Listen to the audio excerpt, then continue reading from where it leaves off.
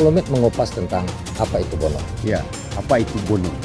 Yang perempuannya ditaruh ke atas sungai kakaknya. Oh, sungai kakak. Dia ini memang dari awalnya sudah menyerupai seperti itu atau? Kuala Soko. Ya. Satu, pertama kuala. Yang kedua Hantu dahulunya, maka itu menjadi momok buat mereka kalau sudah datang gelombang itu kan ada bunyinya gitu. Gitu kan. Nah, itu sepen ghost gitu. Nah.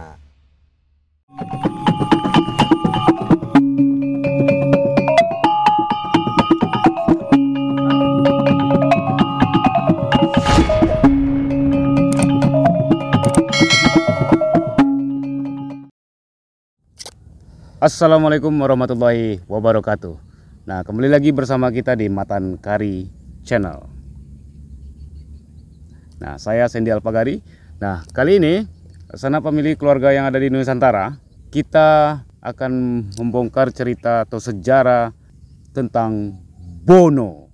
Bagaimana ceritanya, sejarahnya? Oleh karena itu, terus tonton video ini sampai selesai biar sanak pemilik keluarga yang ada di Nusantara tidak gagal paham ya. Nah, baiklah, kita tidak berlama-lama, kita langsung saja dengan narasumber kita, Ong Kuimi atau Muhammad Suhaimi Zain. Nah, baiklah, tapi sebelum itu sanak pemilik keluarga yang ada di Nusantara, selalu dukung channel kita dengan cara di subscribe, like, share, dan di komen. Oke, kita langsung saja. Baik, Assalamualaikum Ku. Waalaikumsalam. Sehat Ku ya? Sehat, alhamdulillah. Nah, Ku, pada konten kali ini Ku, kita coba ingin membongkar tentang sejarah Bono nih Ku. Nah, Bono ini kan sudah menjadi tempat wisata nih Ku. Wisata di Provinsi Riau ya. Tempat orang berselancar dan itu kelasnya ada kelas internasional. Nah, ini tentu masyarakat, mungkin masyarakat Riau sendiri banyak yang belum tahu tentang Bono ini. Karena ada yang beranggapan bahwa Bono ini adalah hantu atau apa segala macam, bahkan orang-orang bule pun juga melabelnya dengan seven ghost katanya nih, ya. Hantu, 7 hantu katanya kan. Nah, ini bagaimana nih Ku? Nah, silakan Ku, kita bongkar Ku tentang Bono ini. Assalamualaikum warahmatullahi wabarakatuh. Salam satu bangsa, satu bahasa, satu negara, Republik Indonesia.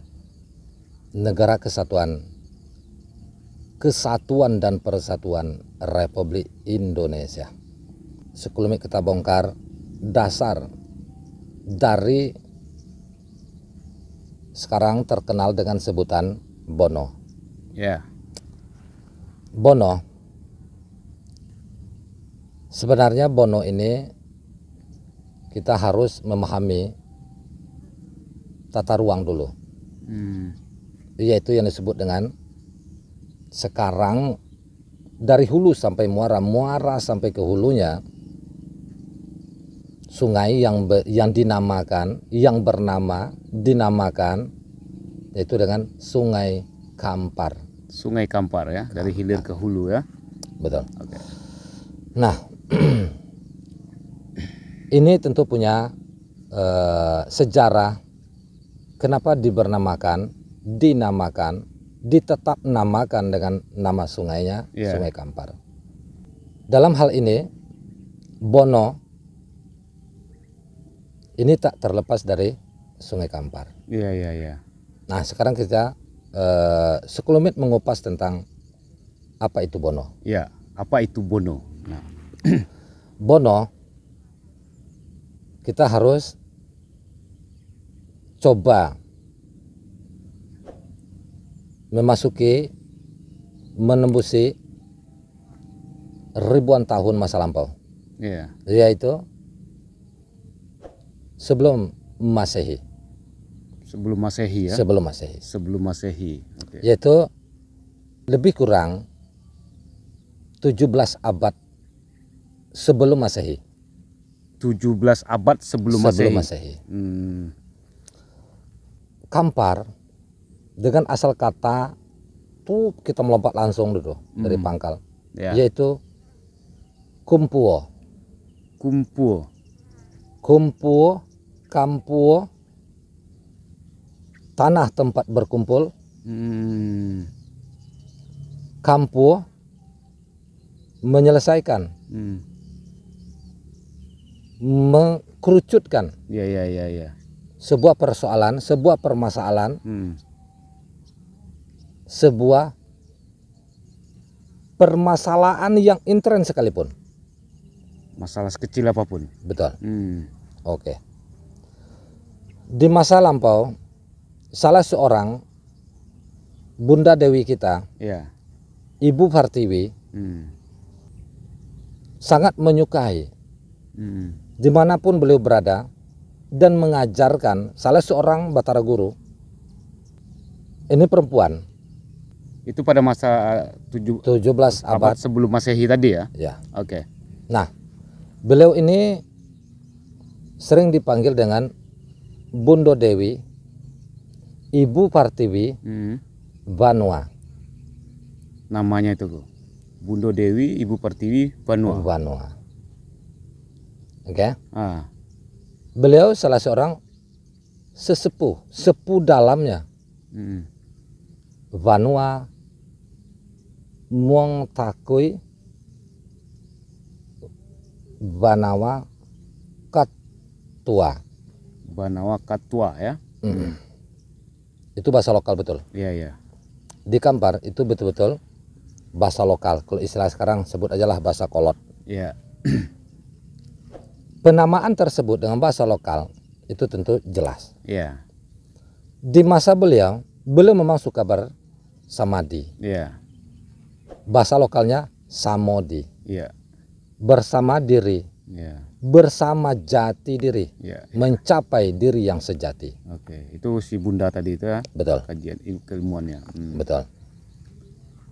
Nah, dikarenakan beliau seorang yang betul-betul sepuh, salah seorang sepuh di para Ibu Pertiwi, salah seorang sesepuh guru, guru sesepuh, dalam artinya dalam soko pade, yang betul-betul menyukai basomadi atau bersemedi dengan jati dirinya. Oke. Sehingga beliau dikeruniai dengan yang di luar nalar. Iya. Beliau mendapatkan dari Sang Maha Kuasa 7 putra, 5 perempuan. Berarti ada 12 berarti. 7 laki-laki putra dan 5 perempuannya. Oke. Dikarenakan beliau memang soko dalam sesepuh ajaran Dhamma. Setelah Sang Sekerta Dharma, sakti mandraguna, tapi dia penuh empati terhadap sesama, walaupun dan juga terhadap dirinya sendiri. Beliau coba dengan sekemampuan ilmu dan kemampuan yang ada dari Sang Maha Kuasa, Sang Maha Tunggal, untuk merawatnya.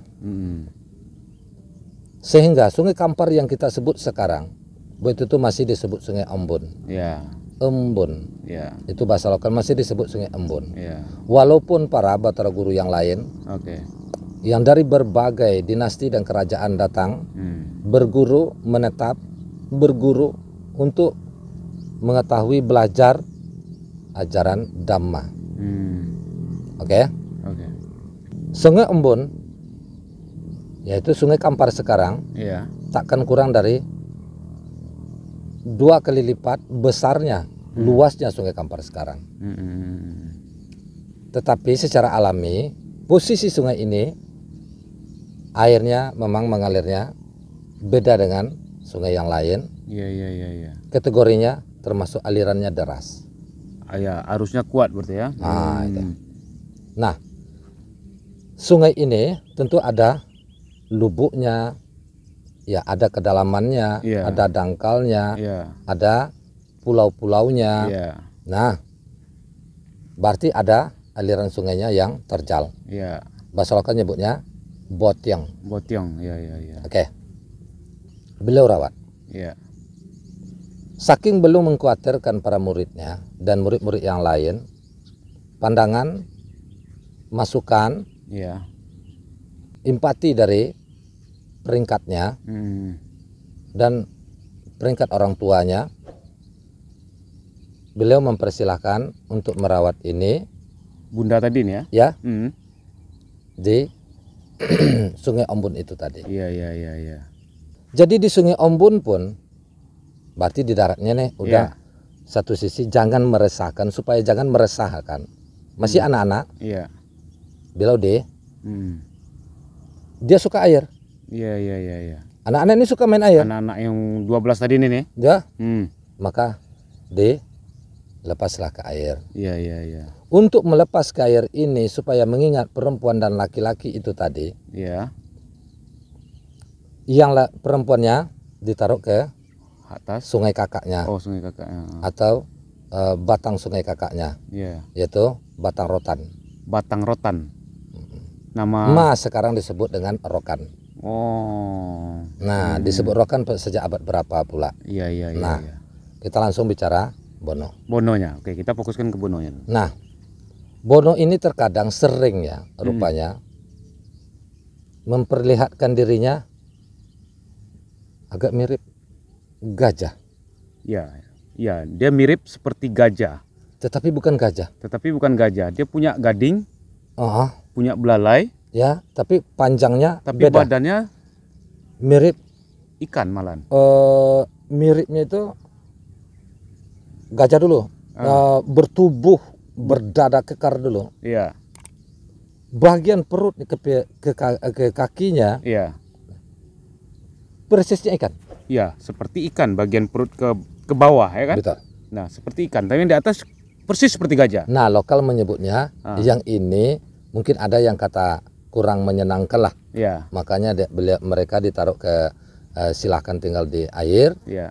Nah, itu yang disebut dengan gajah meno. Oh, gajah meno. Itu ya? meno. Ya. Ada yang nyebutnya gajah mono. Ya. Ada juga yang dalam tulisan-tulisan para ilmuwan itu menyebut gajah mina. Gitu. Itu diambil dari kata tata ruang kota inderanya. Kota indera dunianya. Yang mana mahasiswa dan siswinya ribuan. Iya, oke. Yang mendalami, belajar, pemula, malah peringkat mendalami tentang ajaran Dhamma itu tadi. Oke, kembali ke Bono tadi nih, Ku. Nah, semakin hari tentu mereka semakin besar. Ya. Nah, mereka bicara layaknya manusia. Oke. Bahasa lokal. Akhirnya dikarenakan ruang ini sempit bagi mereka. Yang di sana pun juga diurus, diasuh. Iya. Awal tempatnya itu namanya ada tak jauh dari tempat kita sekarang. Yang di belakang kita nih ya. Yang disebut dengan Lubuk Panda. Lubuk Panda. Yaitu di kepalanya, di bagian mudiknya lubuk panjang. Itu tempat apa? Tempat dia, tempat mereka. Iya. Dari Lubuk Panda pindahkan ke Lubuk Panjang. Oke. Sebab semakin besar dia butuh tata ruang. Iya. Semakin besar. Oke. Nah, ini si Bono tadi nih ya, gajah meno tadi ini. Dia ini memang dari awalnya sudah menyerupai seperti itu atau sebelumnya itu dia seperti kita ini gitu? Nah, seperti manusia ini gitu. Awalnya seperti manusia. Memang manusia awalnya. Nah, entah bagaimana secara logikanya mungkin mereka dikarenakan suka air, suka main air, suka ke sungai, betul. Maka dikasihlah ilmu pengamalan dimensi air. Dimensi air, oke. Nah, begitu mereka ke darat rupanya begini, begitu mereka ke air rupanya begini. Iya. Nah. Akhirnya mereka menguasai 4 elemen. Air, api, angin, tanah. Tapi mereka lebih suka di air. Ini yang 12 tadi nih, Ku? Betul. Nah, akhirnya seiring waktu, ya, dengan usia dan perkembangan postur tubuhnya, ya, maka dipindahkanlah ke hilir. Iya, ya, karena tempatnya di hulu di sini nih sudah sempit bagi mereka ya. Kemana? Yaitu tepatnya sekarang udah dalam waduk PLTA, yaitu di hilirnya Sungai Mahat. Oh, di situ dulu dipindahkan dari sini nih ya? Betul. Nah, di sana itu disebut dengan Lubuk Godang. Lubuk Godang ya. Oke. Nah, andai nih begitu menyurut PLTA, disurutkan PLTA, kembalikan pada bentuk dasarnya Sungai Kampar sebelum PLTA ya, aja. Sebelum ada PLTA, lubuk itu masih ada. Masih ada ya. Oke.